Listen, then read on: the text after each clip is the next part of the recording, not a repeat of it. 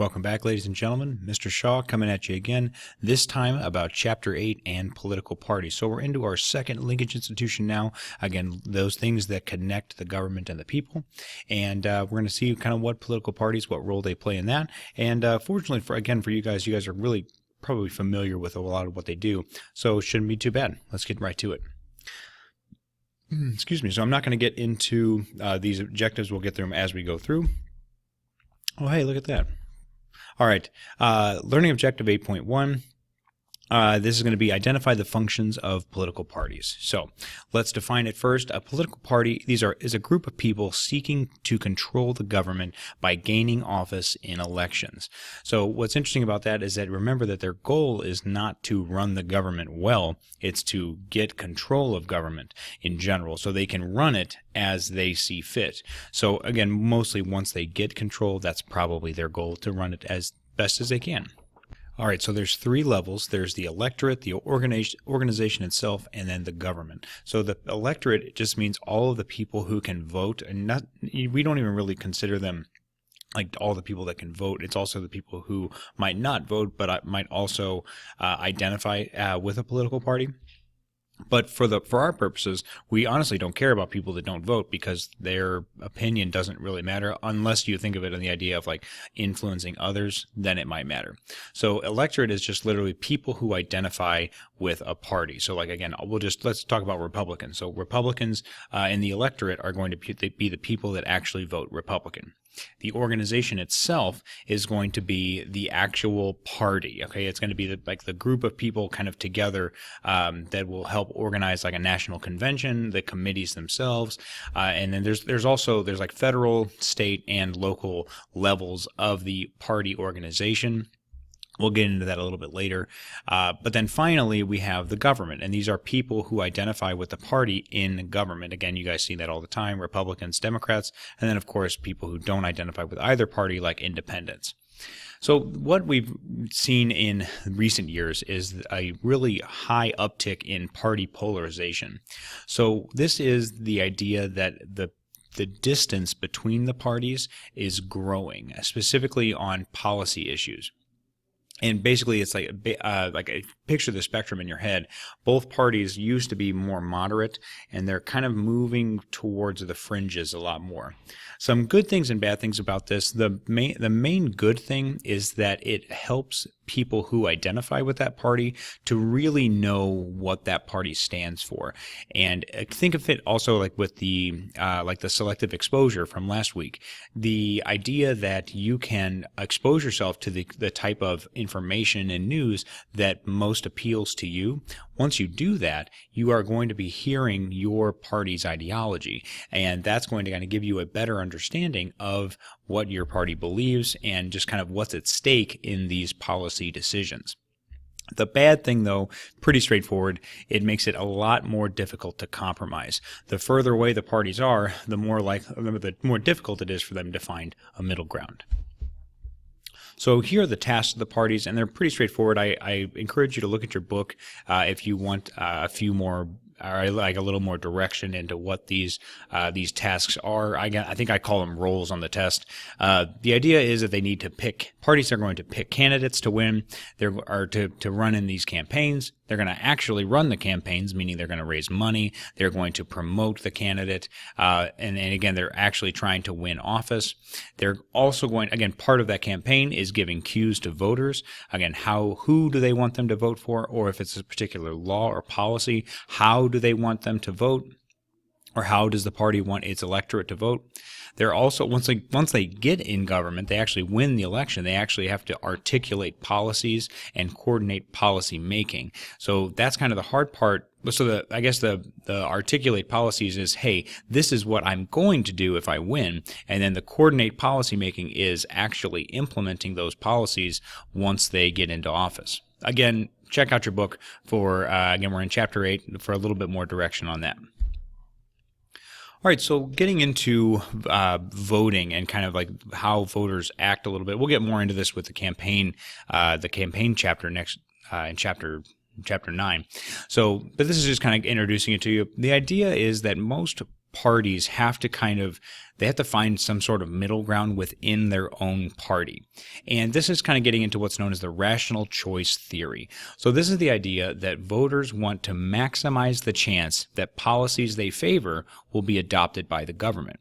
So by that logic, if they think that if they want their policies to be implemented, they're going to vote for somebody who shares their ideals or shares their ideology. And parties, by the same logic, again, there's kind of like the second half of rational choice theory, is that parties want to win. And in order to win, you have to appeal to a broad range of voters. So what this means is that most parties are going to appeal to the moderates in their own party. And I have some graphs on the next slide to show you. But even, again, so conservatives are going to shift to the right, and liberals are going to shift to the left. But in general, the parties try to cover a broad range of policies on that spectrum. They're not going to say, like, more than likely, you're not going to just sit, if you're a Republican, and be like, I am uber conservative. Like, there is no way that I'm compromising on any of these things. And that, like, so that's part of the issue, is that means that that's only going to interest a really small amount of voters, and you want to appeal to as many voters as possible. So since that's their goal, the main thing that they're going to try to do is seek voter loyalty by positioning themselves to the left and the right of center, but not on the extremes of the political spectrum. So let's check that out. So again, up top, you see here, this is a majority of all Americans, just in, again, everybody that you see. And you'll notice that most Americans fall into the moderate category. And then it says both parties need to appeal to independents, the crucial swing voters, who are especially likely to be centrist, as shown here. So again, same sort of thing. So hang on, which one place themselves close to the middle liberal conservative spectrum. So this is kind of the same thing. This is how independent voters vote. So people who are not part of the liberal or conservative party, but since it's a two-party system, sorry, liberal, I meant Democratic or Republican Party, but since it's only a two-party system, independents usually have to choose Democrats or Republicans because a third party is unlikely to win. And we'll get to that in a second. So then you see here, this is the Democratic base. These are people that identify as either extremely liberal or extremely conservative, somewhere in that spectrum. You see that it shifts left. And then the Republican Party, again, is going to shift further right. So in general, they need to appeal to these people who are going to be slightly conservative and then in the general conservative. But once we get to extreme conservative, you have much fewer people there. So same thing for the liberals. Once you get to extremely liberal, you have a significantly fewer amount of people that you're appealing to if you're going to have policies that are that far left. Okay, so that's the main thing, is that they have to, we think of them as being very polarized, and they are becoming more polarized, but in order to keep winning office, they still need to appeal to the people who are in the middle, not in the middle, yes, in the middle here, but more so in the middle left or the middle right. All right, that's all for 8.1. 8.2, determine the significance of party identification in America today. All right, so what's interesting about party identification in America is that it's literally just psychological. In Europe, a lot of times you'll see people who they have to join the party formally, like they have to apply, they have to pay party dues. They'll even maybe go to local meetings and things like that, which you can do as in America, but literally, if I want to say that again, go back to Republicans, if I want to say I am Republican, all I have to do is think it or say it. I mean, and that makes it true. It's much more psychological in America than it is in European countries or other countries with more formalized systems. So again, party identification is a citizen's self-proclaimed preference for one party or the other. And this kind of goes to the idea of party image. Everybody really, they think anyway that they understand, they know what the parties stand for, which kind of helps them determine what their identification is. Now, it's really going to be just based on personal preferences. Again, you think about your ideology. Your ideology and your party are not always going to match. That's why most Americans are in the middle somewhere, because not everybody believes all the liberal, has all the liberal beliefs. Not everybody has all the conservative beliefs. So most Americans are somewhere in the middle, which is why kind of choosing a party is a little bit difficult, at least in America. Again, more Americans are going to identify as independents, as we just kind of went over a little bit. I'll talk about that a little bit more in a second. And this is going to lead to what's known as ticket splitting. You will need to know this. Ticket splitting is where you'll vote more so based on the person rather than their party. And so, like, you might vote for a Democrat for the Senate, but perhaps you like the Republican presidential candidate better, so you'll vote for that. So that's the idea of ticket splitting. Is you're not. This is in contrast to what's known as straight ticket voting, where you just will go straight down the line, like Democrat, Democrat, Democrat, and then Republican, Republican, Republican. Okay, again, ticket splitting is what independents mostly do, is they will kind of vote for Democrats in certain jobs and then Republicans for others. Again, and this is going to be just a graph showing party identification in general in the United States. You see that most, let's see, so this was from 1952 to 2012. And so there, again, you see in general that we're seeing much more people identify as independents, that's the green line here, rather than Democrats or Republicans. And this next one is just kind of another follow-up to that last chart, is that you'll notice that the number of independents that are going to be starkly rising as far as younger people. Younger people are identifying more and more as independent.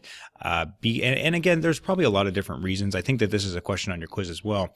But you need to understand that a lot of younger people are seeing the political divides that we have in our country now, and that's kind of seen as more negative. Like, if I identify myself as a Democrat or Republican, like, that is kind of leading me open to arguments.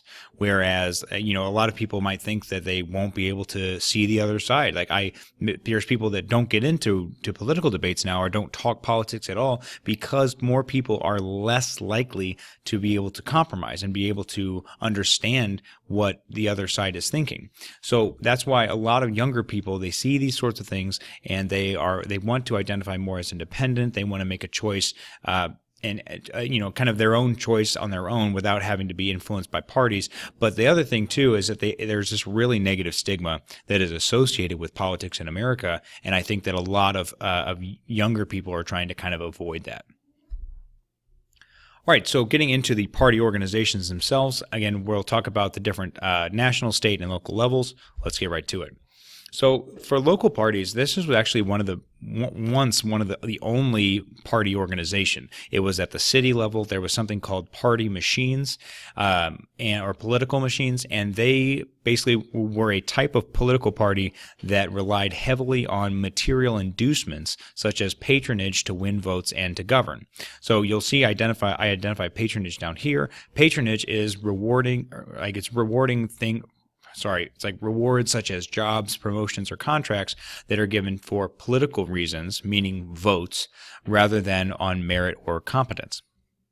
So basically, the political machine in a certain city, they would, and you guys might have read about this or heard about this in U.S. history, but basically people would come into their city, and the political machine would go to them, and they would be like, hey, we'll help provide you with housing, we'll maybe give you a job as well, but on election day, we need you to vote for our candidate, whoever that is, and we'll tell you who to vote for.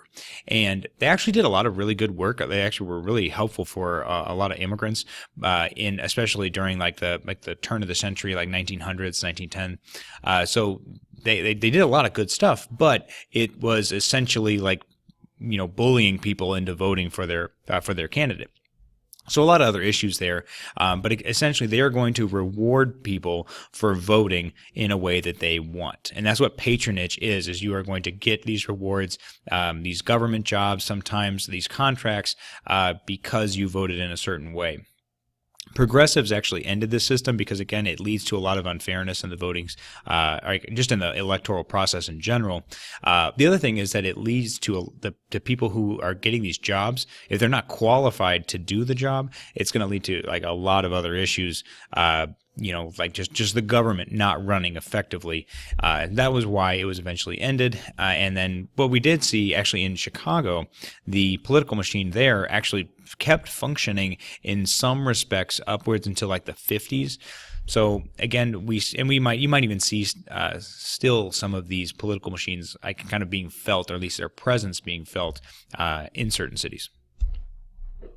So going to the states now, no two are exactly alike. You're going to have, again, you're going to go all over the country. They're all going to be different. Some of them are well funded. Some of them are weak.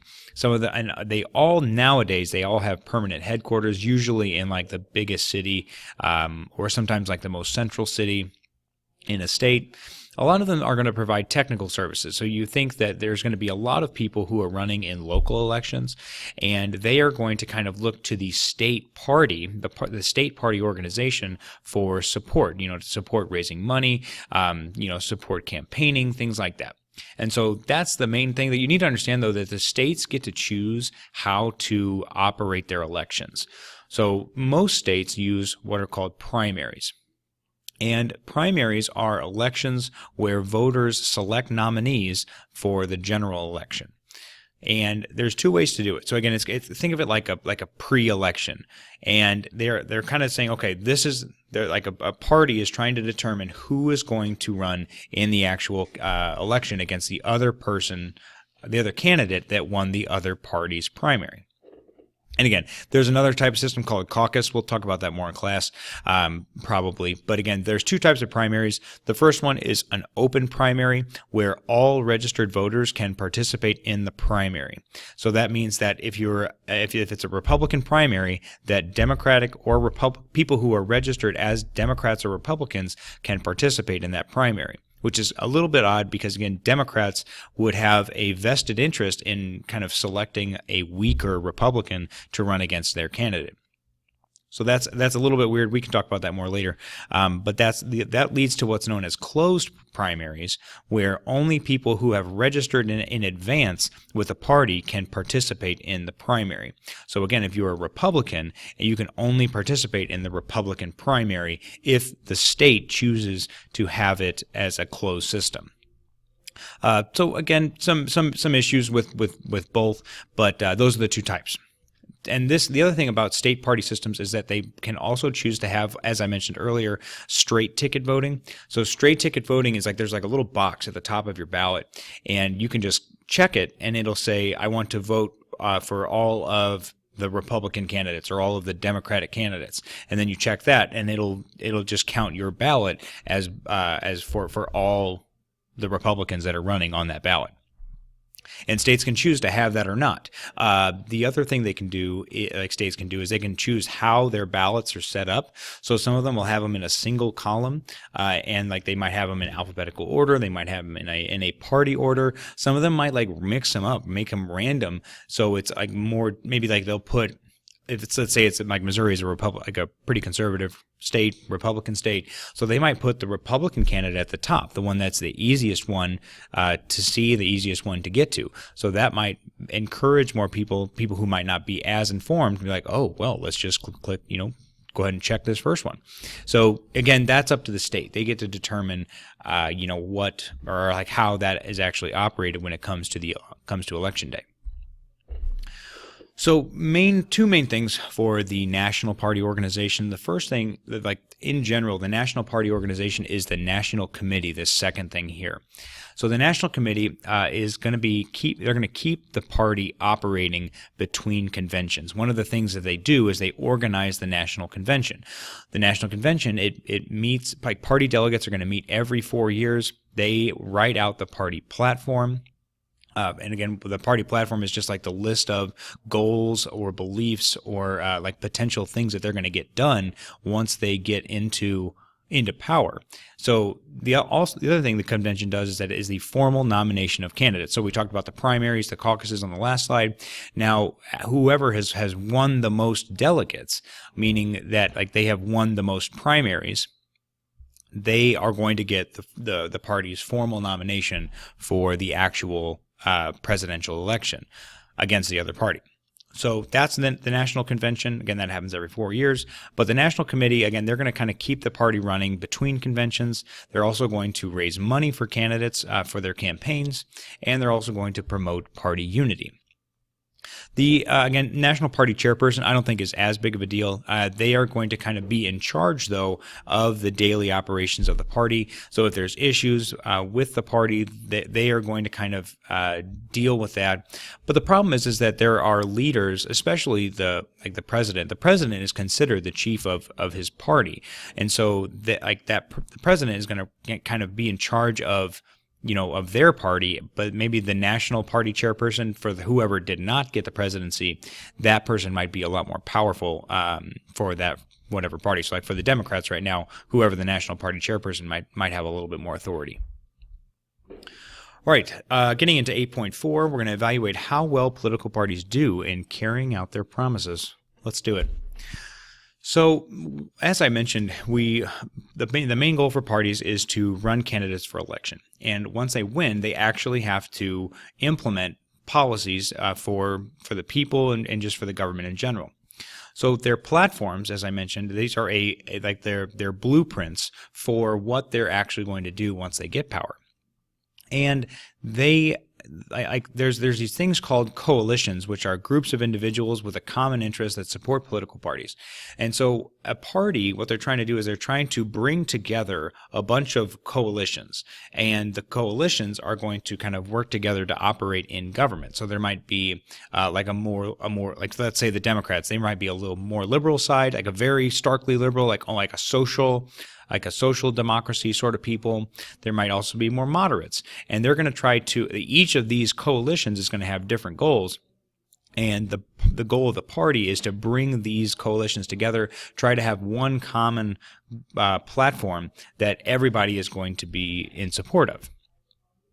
Now, what you'll see is that once presidents get power, they're going to fail to implement some of their campaign promises. That just happens in general. What you'll notice now, and I'm going to go over the different party eras, I think next, but it's really difficult to implement your policies, especially if you get a divided government after you win. So, like for example, Donald Trump had a completely Republican Congress for the first 2 years of his presidency.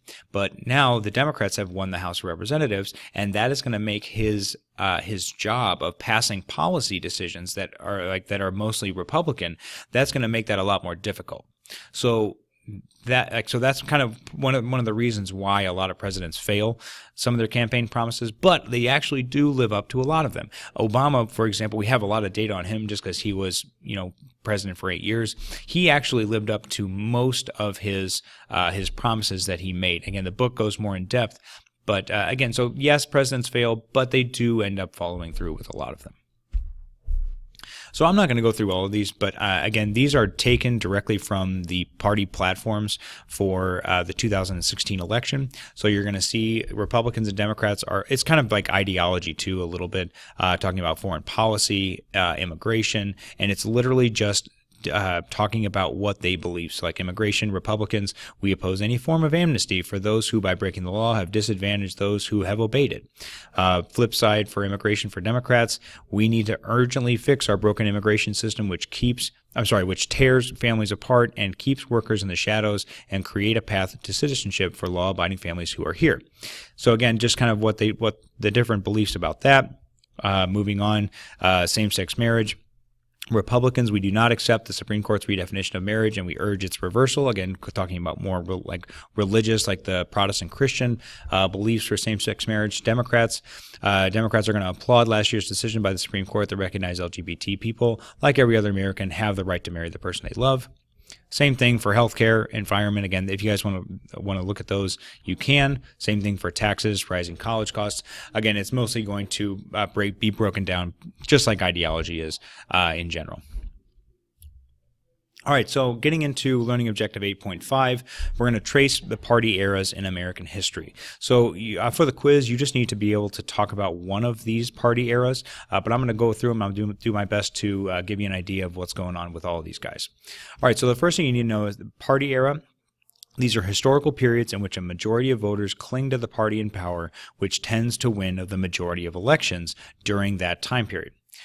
Usually it's centered around a critical election. It's an electoral earthquake where new issues are going to emerge, new coalitions replace old ones, and the majority party is often displaced by the minority party. And we'll go through those as well.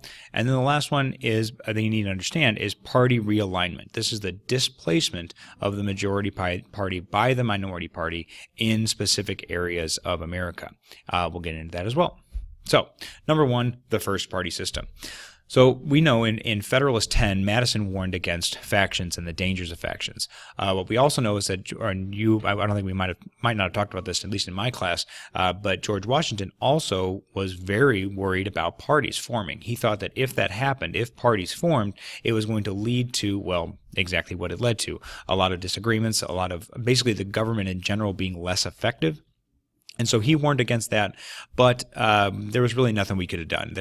We knew that Federalists and Anti-Federalists basically became the first political party. So Hamilton created the Federalist Party. They had a lot of capitalist support. It was mostly in the Northeast. It was very short-lived. Basically, Madison believed or had talked about the idea of like a loyal opposition. And like the rotation of new power, and like they thought that Hamilton really like believed that that this was the future, that these capitalists this wealthy, not wealthy, but I guess wealthier people in the Northeast were going to be the future of America. Meanwhile, on the flip side of that, we have Jefferson and the Democratic Republicans. They had agrarian support, mostly in the South. So Jefferson and the Democratic Republicans actually, they won the election right after John Adams. So it was George Washington for 8 years and John Adams for 4, and then Thomas Jefferson won, I believe I want to say like 1804. 1802 or 1804, one of those. Anyway, and that was the critical election, and then the Democratic Republicans are going to really take over for the first 30 years or so of America's system. It also didn't help that Hamilton was killed in a duel by Aaron Burr. Again, that had he probably survived, the Federalist Party might have continued a little bit longer. Excuse me. Next up, we have Andrew Jackson and the Democrats versus the Whigs. So General Andrew Jackson was president. Again, he wins in 1828. So this is going to kind of turn the Democratic Republicans, who had been torn apart by factions. Again, we had the Southern faction, we had some Northern factions as well. And these are it's going to kind of just transform into the Democratic Party, which is still here today. But again, we have a couple other switches to talk about. So the new coalition in the election of 1828 is going to focus on Westerners, Southerners, and new immigrants, and specifically more like think about democracy in general. It's about inclusion, about getting as many people as possible to be included in these participate in the government, and that's exactly what he wanted. They wanted to broaden participation opportunities. And Martin Van Buren was another key figure in this. He had this theory of loyal opposition, and that was going to be taken by the Whig Party, who kind of replaced the Federalist Party. Not really, they didn't really have many of the same views, but the Whigs in general are going to try to, they are going to be that loyal opposition, mostly focusing on the wealthy and kind of like trying to protect their own interests rather than the interests of, the new immigrants, the Southerners, Westerners, stuff like that. All right, so this is going to lead us to the two Republican eras. So in the 1850s, slavery is going to really dominate politics. It's going to split both parties. A lot of people really don't know what they want to do with that. The Republicans are going to rise up kind of from the ashes of the Whig Party, and they're going to be the anti-slavery party. Abraham Lincoln wins in 1860. Okay, that starts the Civil War. Okay, and this is the major issue that happens here is that the Republicans are going to end slavery and also grant rights to African Americans. And when they do this, they kind of become the party of the minority. They're going to become the party of the poor. And they are the ones that are kind of working to help African Americans to kind of achieve that equality in a lot of ways.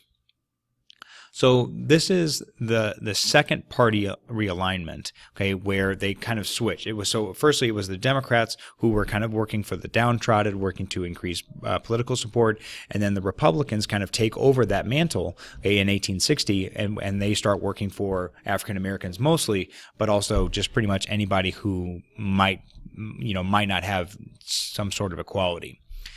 So this is going to last about 60 years.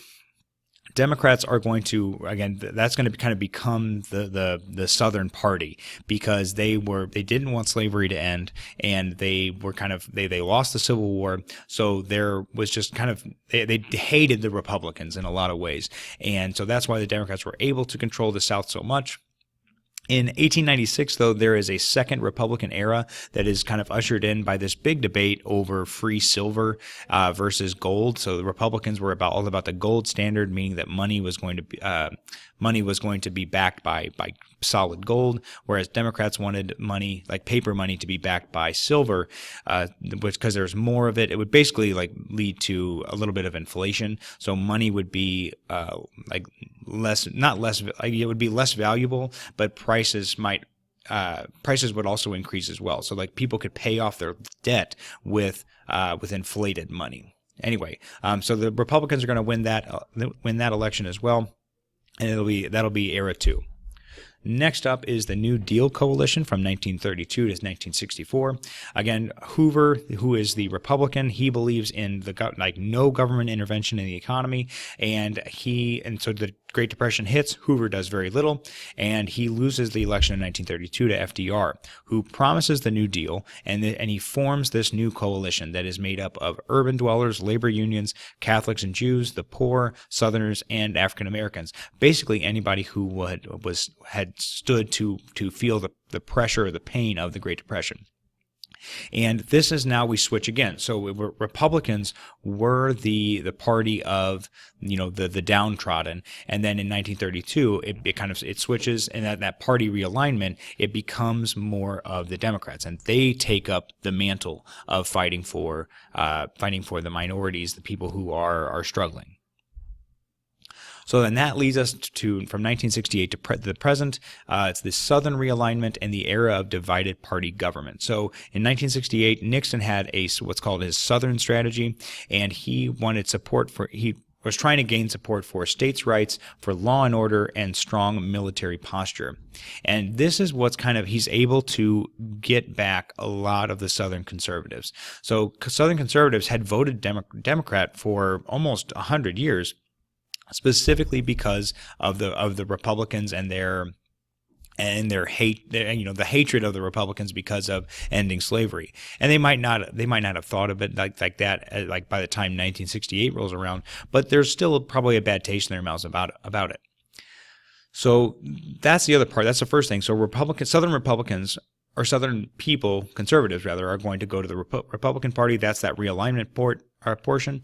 And then the second part is that a lot of times in American history before 1968, when a president won, more than likely his same party won control of Congress. Not in 1968, and in a lot of times since 1968, the party in power, the party in the presidency, has not won Congress, at least not totally. It has happened, and it did happen, like for example in 2016, but that's a lot more rare now. So this is the new pattern, that the party in the presidency did not have Congress. Divided government is now normal. And the last thing about this is that this has kind of led, a lot of experts believe that this has led to actually, instead of party realignment, actually party de-alignment. And this is the gradual disengagement of people from the parties, which is going to make government less effective, because the government is not going to be appealing to the masses anymore. It's just going to be certain people that might have these more extreme beliefs. And you can see the party coalitions today, specifically, this was from 2014. Again, African Americans going to be, shockingly, not shockingly, but again, widely Democratic. Hispanics, more Democratic. African Americans, more Democratic. Asian Americans, rather, more Democratic. Jewish people, white Catholics are split pretty much down the middle. White evangelicals are going to be more Republican. Income below $30,000 is going to be more Democratic. Income above $150,000 is more Republican. Republican. Females are more Democratic. We talked about that before. And then males are more likely to be Republican. Again, you see the realignment in the South. These are just the kinds of things that I was talking about here. Again, in the 60s, you see the number of Republicans in the South is going up, again, until you get to about the 1983 portion here. But again, once we get into the Clinton era, okay, that's when the parties really switch, again, like solidly, and it becomes Republicans in the South are going to be much more popular, again, and this is specifically the Senate seats. So this is when essentially the Republicans are going to take over the South right around in the mid-90s, and they've kept it ever since. All right, finishing up here, we got 2 more sections. Let's get to it. So, Learning Objective 8.6, we're going to evaluate the role of minor parties in the U.S. electoral system. So, there are 3 types of parties. There are cause parties, offshoots of major parties, and then vehicles for individual candidates. So cause parties are parties that are, like, again, trying to bring national attention to a particular issue that they care about. The offshoots of major parties are going to be kind of like fractures. Again, it's like if a certain wing of a party is unhappy with how the majority party has been handling their business, they might just kind of go ahead and break away. And then vehicles for individual candidacies. Again, these are going to be things like the Bull Moose Party for Teddy Roosevelt. It's just basically a one and done sort of party to try to create some sort of vehicle for one person to run for president. So they really rarely win. I mean, they never have won the presidency, mostly because of the winner-take-all system. As I say over here, again, and that's the main reason why we only have 2 parties, is that these legislative seats are awarded only to the candidates who come on. I got to first come.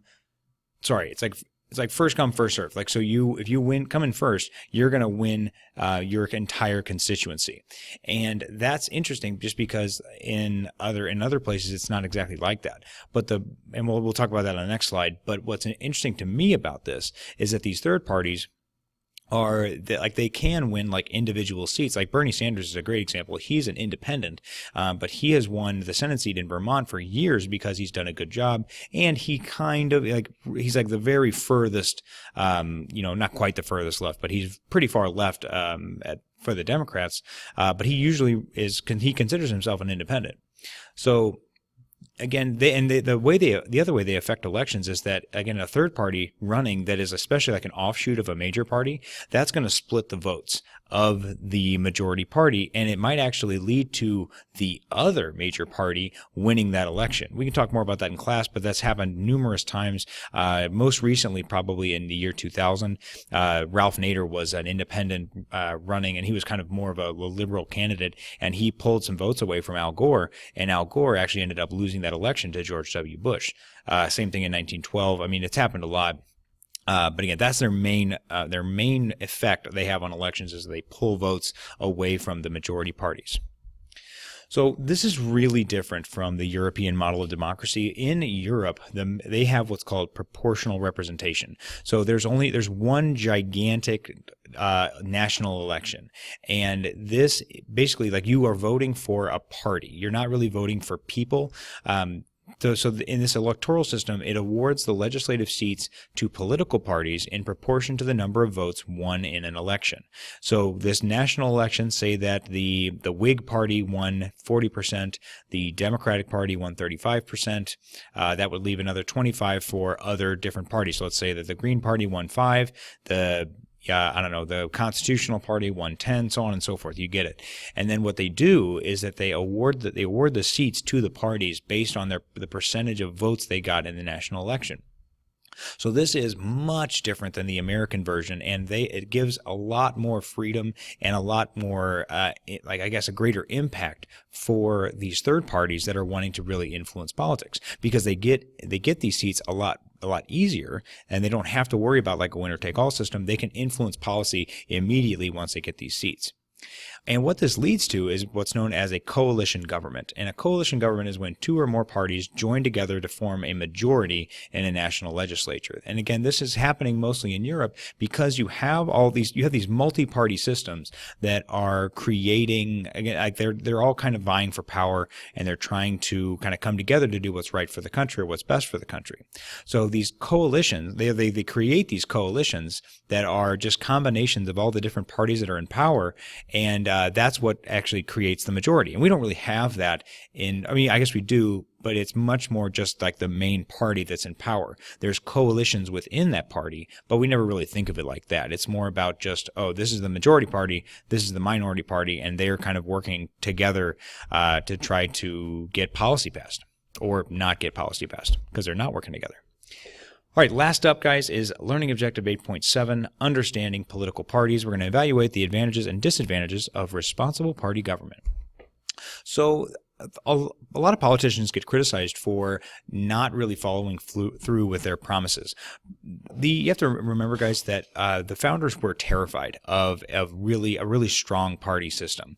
So they made it specifically so the party system in America would be significantly weaker. Again, the party system in Europe, like like I said, they pay dues, they attend meetings, like it's very formalized, and that means that the parties in Europe have a lot more power and influence rather than the parties in America. So the kind of the effect of that in America is that parties are not really held responsible for what they say that they're going to do. So now we have a lot of different politicians who say they're going to do one thing, and then when they get into office, they do a completely different thing.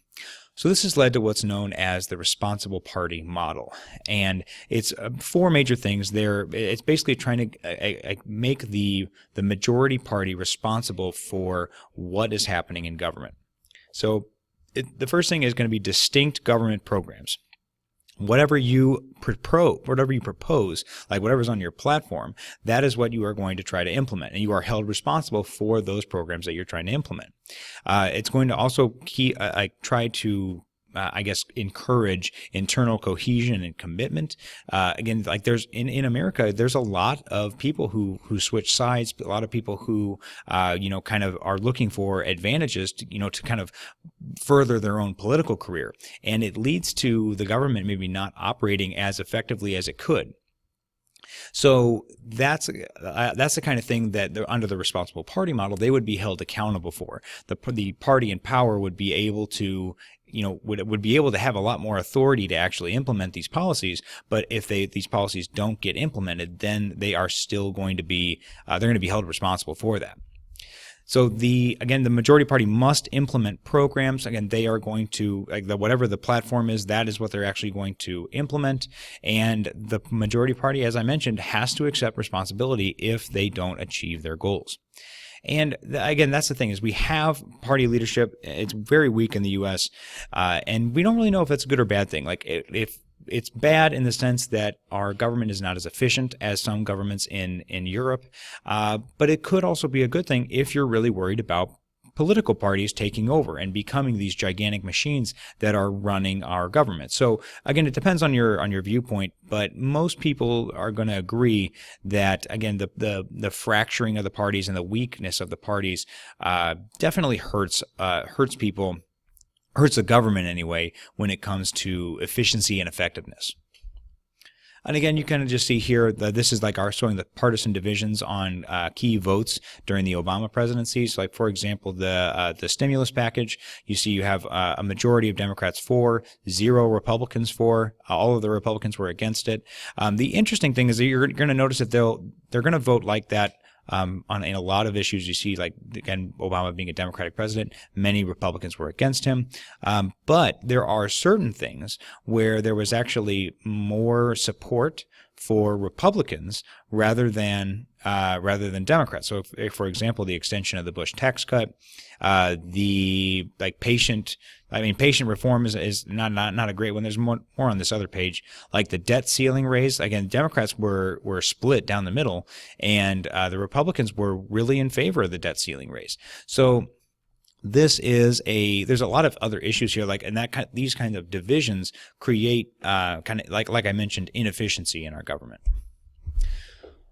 I've already kind of talked about a lot of this, so I want to just kind of finish up here. The scope of government, guys, what you need to understand is that our government is bigger than we had, like the founders had ever envisioned it. Even Republicans now that want smaller government, they can't get rid of a lot of the things that we have in place now. Things like Social Security can't go anywhere because we've been promising these people money for decades.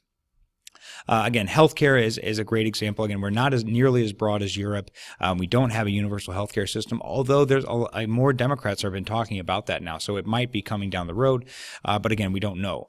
Parties are not as disciplined in the United States. They aren't really held responsible for change. That's a whole nother issue that we mentioned before. But again, it leads to inefficiency in government. But the other part of it is that it's really like, even if we wanted to change the scope of government and try to lower it, it's really hard to cut spending. We've been spending all this money for years. Ever since the 1930s, the government has been really involved in the economy.